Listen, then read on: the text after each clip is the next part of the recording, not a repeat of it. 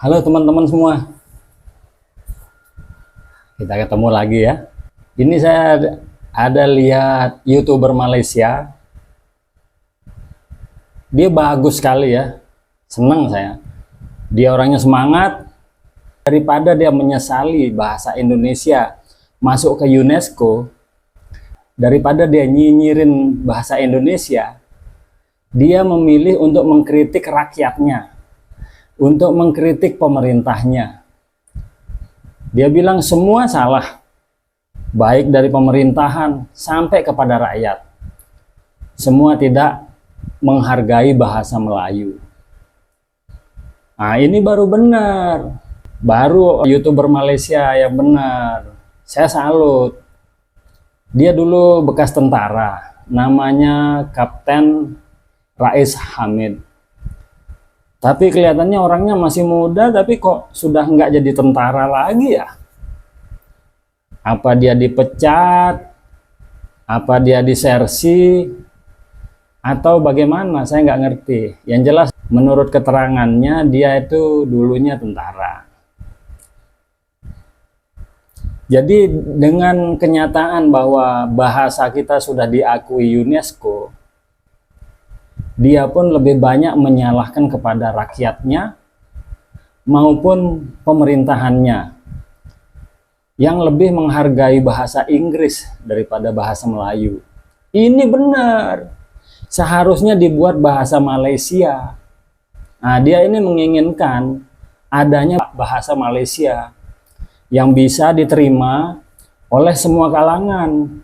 Orang Cina mau nerima, orang India mau nerima, orang Bangladesh yang ada di situ mau nerima, semua kalangan. Kadazan, Iban mau terima.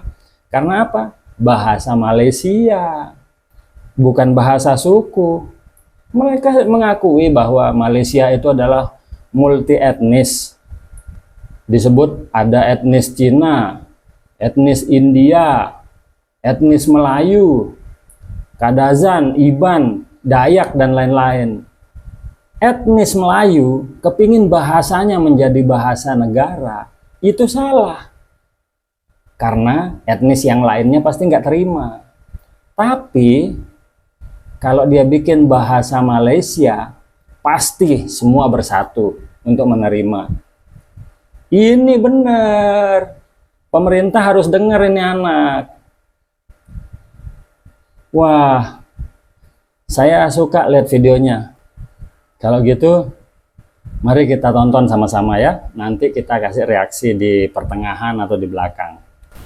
Assalamualaikum. Salam sejahtera. Wah, waalaikumsalam. Apa hal korang? Selamat kembali dalam channel YouTube Rais Hamid Aris TV dan masih lagi bersama dengan YouTuber kegemaran rakyat Malaysia, Indonesia, Brunei, Singapura, Selatan, Thailand, Filipina, Rais Hamid. Apa hal korang? Check it out now. Ya, betul-betul. Let's go. Come on, yo. Bismillahirrahmanirrahim. Allahumma salli ala Muhammad wa ala ali Muhammad. Tekan butang subscribe. Tahniah kepada jiran kita Indonesia kerana baru-baru ini pada 20 November yang lalu bahasa Indonesia telah dijadikan bahasa rasmi dalam UNESCO selain daripada bahasa-bahasa macam bahasa Arab, bahasa Mandarin, Perancis, Spanyol, Rusia, Hindi, Itali, Portugis dan juga bahasa Inggeris. Layaknya bahasa Indonesia ni dijadikan bahasa UNESCO tak dapat disangka lagi sebab bahasa Indonesia ni terdapat lebih 275 juta pentutur dan juga bahasa Indonesia ni telah dimasukkan dalam silibus sekolah dekat 52 buah negara selain daripada Indonesia dan sampai sekarang ni terdapat lebih kurang 150,000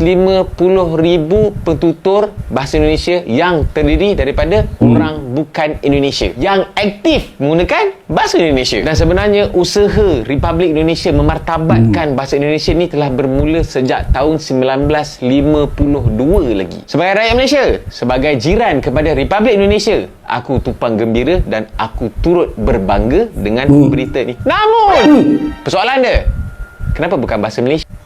Bikin kaget aja mentang-mentang bekas tentara.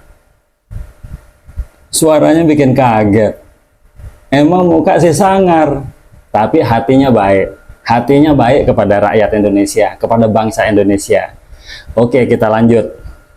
aku ada jumpa tahu satu artikel yang menerangkan dari sudut beliau lah, yang ditulis oleh Profesor Emeritus Tan Sri Zulkifli Abdul Razak, Rektor Universiti Islam Antarabangsa Malaysia. Apa yang profesor ni fikir dengan apa yang aku fikir sama. Dekat mana silap dia? Kenapa bahasa Malaysia yang tidak dijadikan bahasa rasmi UNESCO?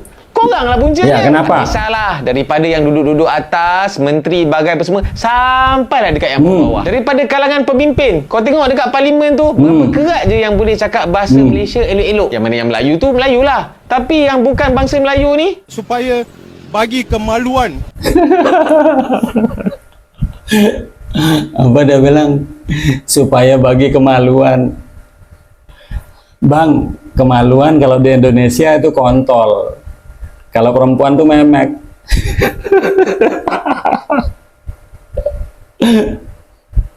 Oke, kita lanjut. Kepada satu pengajaran pada budak-budak lain. Rakyat telah mula hidup di sebuah negara yang berpuluh-puluh. sebenarnya ada je segelintir lah, sangat-sangat sedikit bilangan dia daripada kalangan pemimpin dan orang-orang ternama ni yang bukan berbangsa Melayu. Boleh je cakap bahasa Melayu elok-elok. Contohnya Wee Ka Siong, lagi Anthony Loke, Profesor Datuk Dr. Teo Kok Siong, lagi satu Tan Sri Lee Lam Tai. Diorang cakap Melayu kadang-kadang lagi bagus daripada orang Melayu tu sendiri. Lepas tu baru-baru ni kan ada content creator yang berbangsa India tu, yang orang sendiri terkejut. Ui, dia cakap Melayu memang macam orang Melayu lah. Tak kisahlah kau ni India ke, Cina ke, Melayu ke, bahasa Malaysia tu kan bahasa rasmi. Yang Melayu tak payah nak galak sangat lah. Korang pun bila jumpa Melayu dengan Melayu, borak-borak, kadang-kadang aku cucuk dia dengar kan, borak dalam bahasa Inggeris. What you know me, I am you, what you doing here, I want to drink. Sebab bagi korang cakap English ni barulah educated, nampak bijak. Cakap bahasa Melayu ni low class, tak nampak educated. Daripada pihak kerajaan sendiri pun tak kisah kerajaan mana pun, ada je aku nampak usaha-usaha nak memartabatkan bahasa Malaysia ni sebagai bahasa kebangsaan. Tapi acuh tak acuh, hangat-hangat tai ayam. Kalau kau tengok dekat Indonesia ni, bukan dekat Indonesia ni, ada orang Melayu je, ada orang Aceh je, ada orang Jawa je, kadang-kadang ada je yang bangsa Cina. Tapi bila diorang buka mulut cakap bahasa Indonesia je, memang tak ada bunyi bunyi macam Cina sikit ke, bunyi macam India sikit ke, memang bunyi bahasa Indonesia, memang itulah bunyi dia. Jadi dalam isu ni, rakyat Malaysia, kau tak payah nak petikai kenapa bahasa Indonesia diangkat menjadi bahasa rasmi UNESCO. Yang pemimpin tak payah nak salahkan rakyat, yang rakyat tak payah nak salahkan pemimpin. Semua salah. Termasuklah juga aku yang buat video YouTube dalam bahasa Malaysia ni pun ada orang bagi cadangan. Buat dah dalam bahasa Inggeris. Wey, aku buat untuk orang Malaysia dengar. Korang belajar sejarah kan? Korang lupa ke pada abad ke-7 ketika Malaysia ni, tanah Melayu ni dijadikan pusat perdagangan antarabangsa. Siapa nak datang tanah Melayu ni, kau kena belajar bahasa Melayu tau. Tak kisahlah siapa yang berdagang tu, daripada British ke, Spanyol ke, siapa-siapa pun nak datang kena cakap bahasa Melayu dan kena belajar. Tapi korang juga yang cakap, ui dekat Jepun tu kalau kau nak pergi sana kau kena belajar bahasa diorang tau. Dekat Korea pun kau nak pergi sana kau kena belajar bahasa diorang tau. Kenapa bila datang Malaysia je cakap English pun boleh? Aku tahu penyampaian aku ni macam tak tersusun, kucak-kacir sikit, tapi aku rasa kau dapat tangkap lah kan apa yang aku nak sampaikan. Tak payah nak cemburu sangat, tak payah nak petikai kenapa bahasa Indonesia diangkat menjadi bahasa rasmi UNESCO untuk Republik Indonesia dan warganya. Tahniah, korang memang layak. Kepada rakyat Malaysia, tak kisahlah kau ni asal mana ke, sejarah kau daripada mana, kulit macam mana ke, kau punya bangsa apa pun, jadikanlah bahasa Malaysia ni adalah bahasa utama dalam pertuturan korang, bahasa utama yang kau gunakan dalam semua kerja. Nak tulis surat ke, nak buat signal ke, semua guna bahasa Malaysia. Bukanlah tak boleh nak guna bahasa lain, English dan sebagainya, selit-selit sikit, tapi jangan jadikan bahasa lain tu sebagai bahasa utama. InsyaAllah tak mustahil satu hari nanti bahasa Malaysia juga akan diangkat menjadi bahasa UNESCO. Amin. Share. Kalau ada sebarang komen dekat bawah. Komen. Nak apa? Kecam aku cakap benda betul. Jangan lupa untuk tekan butang like, butang subscribe dan juga butang loceng untuk notification video-video daripada channel YouTube Rais Hamid selepas ini. InsyaAllah semoga semuanya dimudahkan urusan, dimurahkan rezeki. Kita jumpa lagi dalam next video. Assalamualaikum. Waalaikumsalam. See ya. Tu nak petikan tu. Aku guna apa channel lah, video lah. Itu aku selit-selit je. Yang utamanya bahasa Malaysia. Bagi yang begitu teman-teman ya. Nih, kamu dengar itu rekanmu Malaysia. Ini baru benar.